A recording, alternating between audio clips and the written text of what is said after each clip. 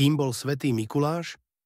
S jeho životom sa spájajú rôzne príbehy a legendy, niektoré viac, iné menej doložené prameňmi.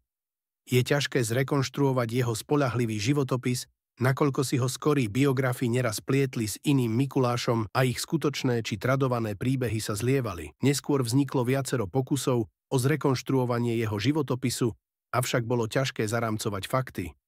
Určite to však nebol tučný detko v červenom, podobajúci sa na Karla Marxa, jazdiaci na soboch, pijúci Coca-Colu, ktorý vám svojimi darčekmi privodí nábeh na diabetes alebo pokazenie chrupu. To by ste si ho pomýlili s jeho konzumnou napodobeninou Santa Clausom. V dnešnom videu sa vám pokúsime predstaviť pravdepodobný životný, ale aj posmrtný príbeh Mikuláša z Myry.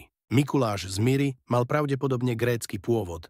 Nikolaos, čo v gréčtine znamená víťaz, alebo víťazstvo ľudu, sa narodil koncom 3. storočia do starodávneho mesta Patara v Malej Ázii, v dnešnom Turecku. Od detstva bol vedený k Bohu, čo aj sám nasledoval. Už v mladosti navštívil Jeruzalem, kde na vlastné oči videl zvyšky Kristovho kríža a jeho hrob. Cestou z Alexandrie do Myry mal zachrániť muža, ktorý padol cez palubu. Keď loď dorazila do Myry, v meste akurát vyberali nového biskupa. Muž, ktorého Mikuláš zachránil, mal navrhnúť práve jeho. Z pozície biskupa mal pomáhať prenasledovaným kresťanom. Mnohých odsúdencov zachránil vďaka svojmu bohatstvu, ktoré zdedil po rodičoch. Tí zomreli, keď bol ešte mladý. Zo svojich peňazí postavil aj nemocnicu. Na základe príbehov o zázrakoch ho ľudia považovali za svätého už počas jeho života. Ani obľúbený biskup však neunikol prenasledovaniu, mučeniu a zatknutiu. V roku 313 však cisári Konštantín a Licinius vydali milánsky edikt, ktorým zaviedli slobodu vierovyznania v Rímskej ríši. Mikuláš bol oslobodený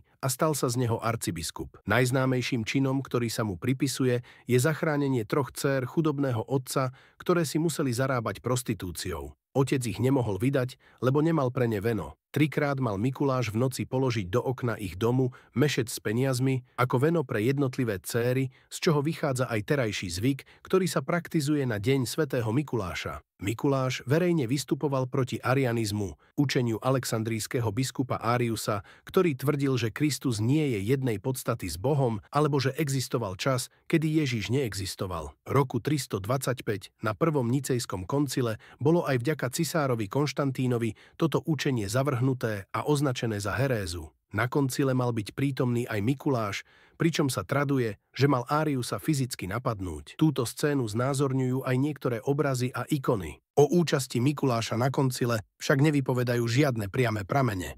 Mikuláš zomrel v pokročilom veku podľa viacerých zdrojov 6. decembra, kedy sa oslavuje jeho sviatok. Po smrti bol vložený do sarkofágu. Východorímsky cisár Theodosius II dal postaviť kostol svätého Mikuláša v Myre na mieste chrámu, v ktorom počas života kázal, a jeho pozostatky tu boli presunuté. Záznamy od 5. storočia svedčia o tom, že sa jeho hrob stal cieľom mnohých pútí. Roku 1087 bol sarkofág s telom potajomky prenesený do talianskeho prístavného mesta Bari, keďže Myru dobili Seldžukovia. V pravoslávnej a grécko-katolíckej cirkvi je svätý Mikuláš veľmi uctievaný. Jeho podobizeň sa objavuje na dochovaných byzantských pečatiach. Pravoslávni Gréci ho uctievajú ako ochrancu námorníkov, okrem toho je známy aj ako patrón detí, pekárov, lekárnikov, majiteľov záložní či rybárov. Mnohé kostoly a oltáre boli postavené na jeho počesť. Rímsky historik Prokopius z Cézarej spomína, že začias cisára Justiniana I.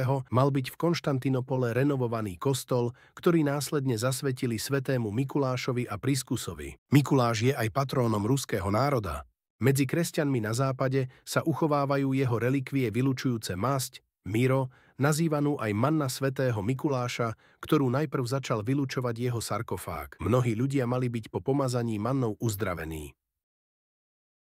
Ďakujeme za pozornosť.